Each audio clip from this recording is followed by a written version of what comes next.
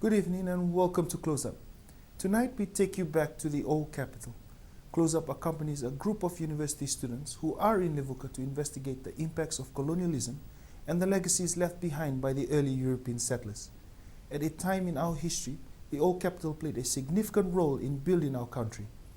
Well, tonight we'll journey with the group of investigative students and share their experiences.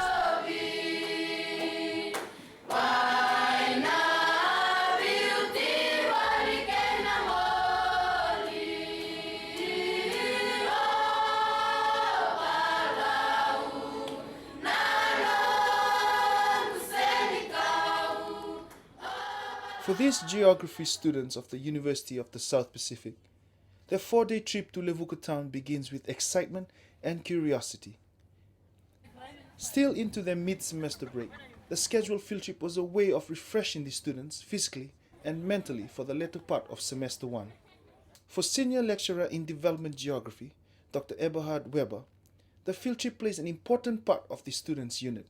The class is a development geography class. That means we look into historical aspects of Levuka being the old capital of Fiji. That means we look at the colonial history.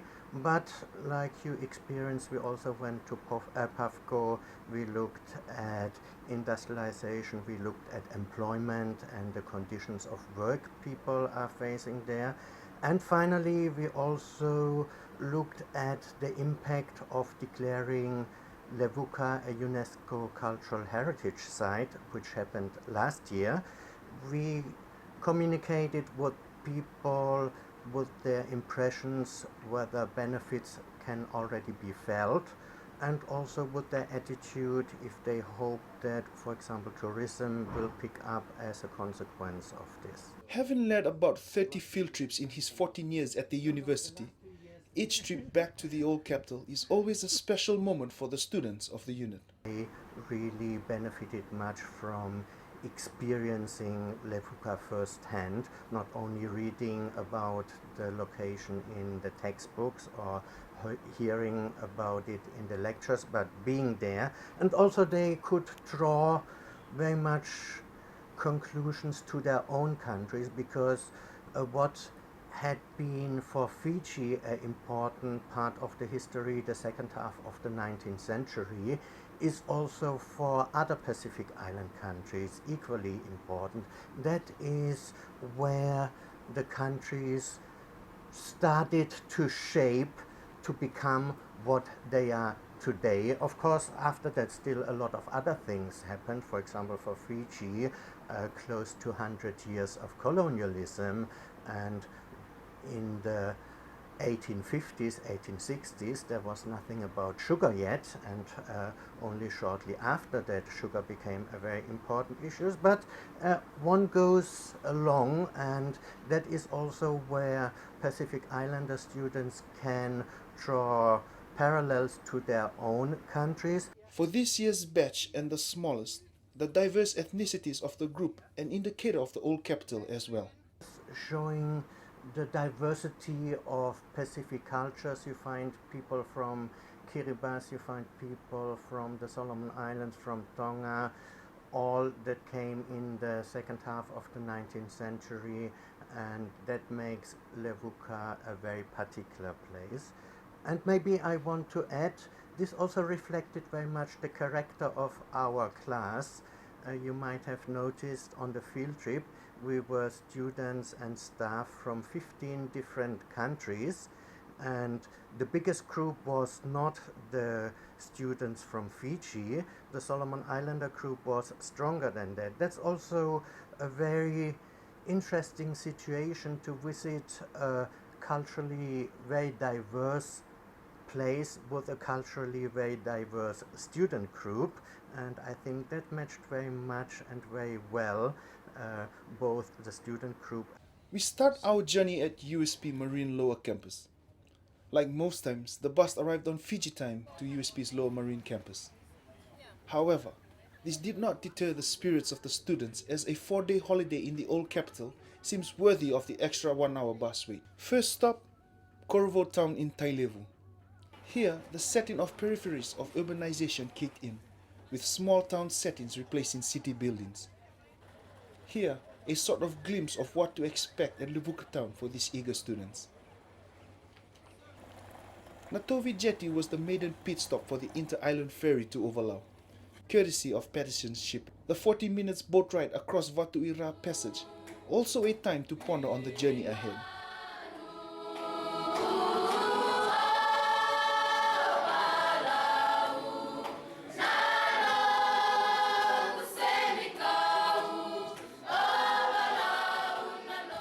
Upon arrival in the old capital, dusk had settled, and where better to set up camp than at the historic and landmark Royal Hotel.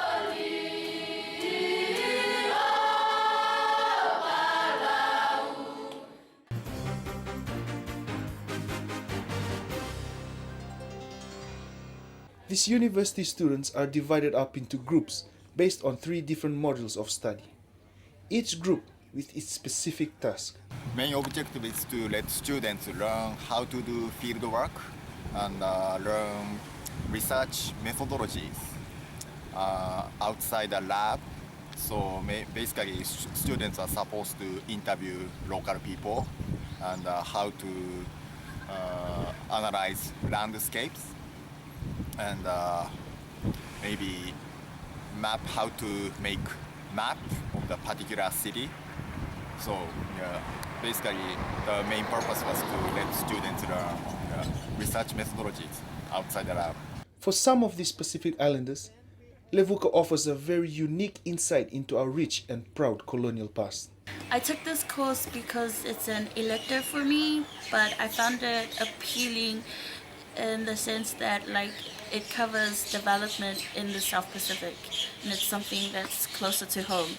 I'm basically here to see and observe the Levuka community and how it's still culturally or traditionally intact, colonial wise, one of the first settlements of Fiji.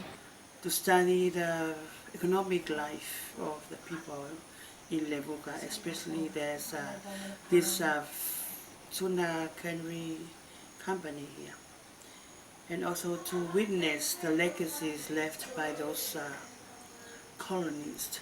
For a Canadian and Kiwi student, also part of this visit, the old capital always presents them with a lot of lessons. Looking at heritage conservation in Levuka and basically the colonial history of the first capital of Fiji. So looking at just sort of how this place came to be and how it fits in sort of the broader scheme of Fiji. Part of their visit here was also to interact directly with the locals, to help the students get a better sense of not just Fiji's proud past, but also the very foundations of a modern Fiji today. All over the town we've seen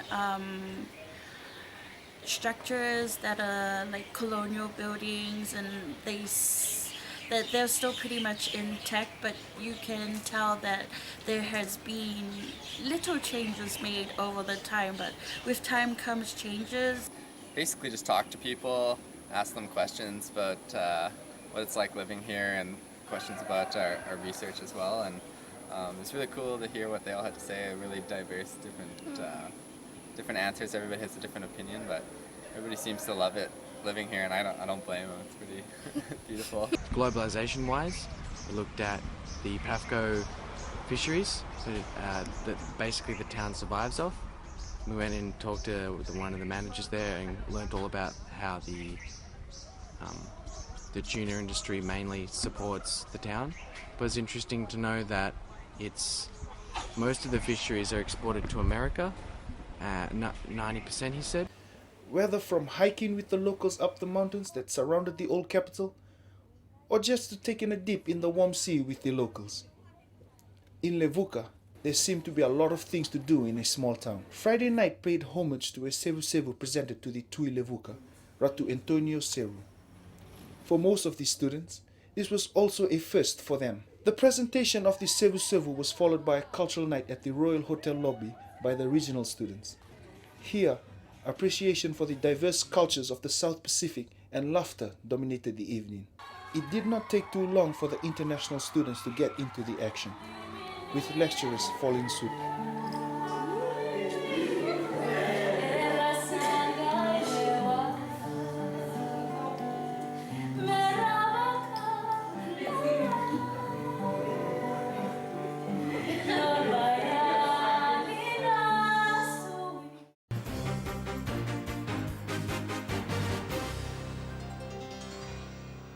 Sunday saw the students compiling their data collected over the last 2 days. Lessons learned here also broadening their academic understanding.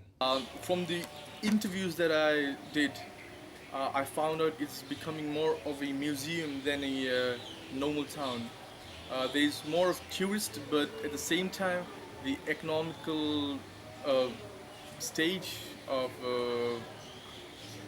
Levuka is declining every day. I find overall it interesting because we visit so many heritage sites and also many cultural and multicultural people living here. So I find it very interesting here to meet some of our people where they sent from Solomon Islands, and then I managed to meet them.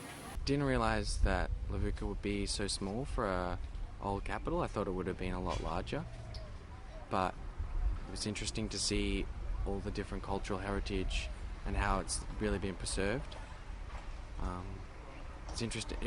Mainly I was interested to see where the town will go in the future, or support upgrades to the existing hotel and support upgrades to the road and facilities and cafes, because there's only 2 main restaurants there. So I think growth in the area, especially by allowing local people to be a part of it, could be a major source of new income. I've met a Solomon family who married into like a Fijian family. I've met people from Kiribati, and it's really diverse. Like, you wouldn't think that you would find other people. I was surprised to find that there are other people from the Pacific who have actually lived here for how many years. And the people are so friendly, and just walking around, like, it's very welcoming. It gives you like a homely feeling. It's a kind of a mixed mixed feeling for me, because because buildings are getting older and owners want to renovate the building. They can do so without authorization. So I don't know what kind of the owner of building feel. And also, these particular buildings represent colonial history, European colonial history, but not really representing Fijian local history. I like the town very much because it reflects the cultural diversity of the Pacific Island region, and it's also a place where you can feel cultural identity of Pacific Islanders, and I think that is something that should become much more stronger also in future for many reasons. Hard to ignore the rich history in Levuka. Ultimately, they have to draw their own conclusions. Those who like felt that even though with these opportunities, like being on this cultural heritage list, that they felt that they were stuck in time. Tourism does bring in, like, it does contribute to the local economy, but mostly like their business is like thriving because of the locals. So I feel that back home it's the same thing. Like, we do get money from tourists, but most of like the local economy, like, it's largely contributed by the locals. It can bring more tourism just of the fact that it's heritage and it's conservated. It's an old town, it's looked like a western town, and some people are not that happy, especially the store owners.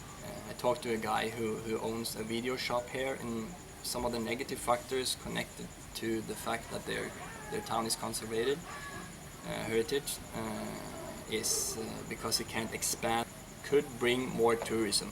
No one has yet stated that it's had brought more tourists so far, because it was only 1 year ago that it was final, and it was once the heritage of the town was final.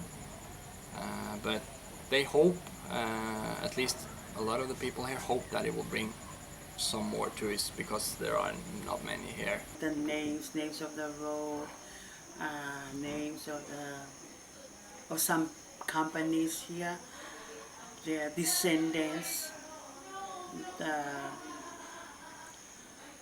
the monuments, especially the deed of cession spot, and some activities like there's this sign over there. It says Overloud Club. Club is a foreign idea. It's not a traditional idea. Club is a foreign idea. So these things, these things tell us that how this period of colonialism affect Levuka as a whole. This is my just second month in Fiji, and I didn't expect that this kind of social segregation exists in this small country. My understanding was that the population of Fiji is just Fijian and Indian and small Chinese and European population, but I thought most Pacific Islanders coexist in the city, so I didn't expect that kind of social segregation here, not just in Suva but in Levuka. It's kind of interesting having Levuka as a tourist sort of hotspot, I guess, and I think it means good things for the town, having more tourism and stuff come in, and more outside investment into the town. So I think it'll be a good thing, but it's interesting to see how they'll handle it as well, just because I think a lot of the focus has been on actually getting the World Heritage status, and now that they've got it, they're sort of grappling with the fact that they have to deal with more tourists and stuff coming to town. But a lot of people we talked to felt that hadn't really happened yet, because it's such a recent change that actually tourism hadn't increased significantly yet, but a lot of people thought that maybe just time was needed. But while this has been a learning experience for this delegation of 57 university students, the legacies of our colonial past surely a reminder for future generations that, also from being here for the first time, some have been able to relate what they have observed in Levuka to where they have come from. For a small place, Levuka does provide a lot of fun, and going around and just being able to interact with everyone was something that's like common in the Pacific. So being able to relate to everyone and just stay in Talanoa is like something that's very comforting. It's good to know that like everywhere you go, like there's always a bit of home somewhere that reminds you of like your family, and how everyone here is like so welcoming. Like the hospitality is like it's just so genuine. Back home we have quite a diverse community as well, of people from all over the world. A huge Indian population and Chinese population as well. And myself, actually, my mom is from Malaysia, and my dad is from Alberta in Canada. So it's pretty interesting to see like a reflection of that in Fiji, obviously on a much smaller scale, but pretty cool nonetheless. A lot of cities like Auckland and Wellington that have a really diverse population, lots of different Pacific Islanders and all sorts of people that come from all sorts of different backgrounds. And my mum's side is Scottish and my dad's side is Irish. Watching and experiencing these legacies left behind, it's you can feel the spirit, you can feel the atmosphere of those activities done by those traders back in the 19th century. And I'm so privileged to come and experience that, since I taught that at high school. But now I am here, so I am going to take some real pictures, and I will, since if I go back, maybe I won't teach the same level, but I will assist, I will help that teacher who's going to teach that level for the level for history. Looking at the Levuka town with those old buildings, it reminds you that Old Levuka. When you read the history of Levuka, those people, it all coming to you. So I think they should keep it as it is. Now it was time to head back to Suva, and the trip, although tough for majority, was welcomed by others as the long field trip has taken its toll physically. For these students, the trip back to the old capital not only was informative, but was a true reflection of the old capital's importance and contribution to this country.